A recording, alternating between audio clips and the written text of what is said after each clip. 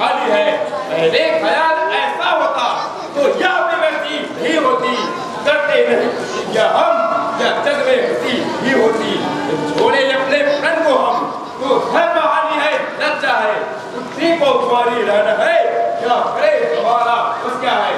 आसरा छोड़ो लौट जाओ, दुख हमें दिया है दाता ने, शायद सीता सुकुमारी का विवाह लिखा ही नहीं दाता ने। हमारे प्रण को सुनकर बड़े बड़े राजा आए, हमारे प्रण को सुनकर देवता दानव भी मनुष्य का रूप बना कर आए। बहुत से रणधीर पुरुष भी आए, और लगता है पुरुष को तोड़कर सीता को पाने वाला कभी रचना ब्रह्मा जी ने यही नहीं भाई भला या लाभ से भला नहीं लगा। मनुष्य को तोड़कर अथवा इसे वचन कर चढ़ाकर, अरे यहाँ तो तोड़ना तो दूर, दिल भर जमीन से ला न सका।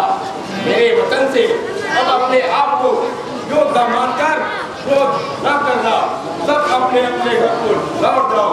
लगता है हमें तो ऐसा लगता है कि पृथ्वी वीरों से खाली हो गया है।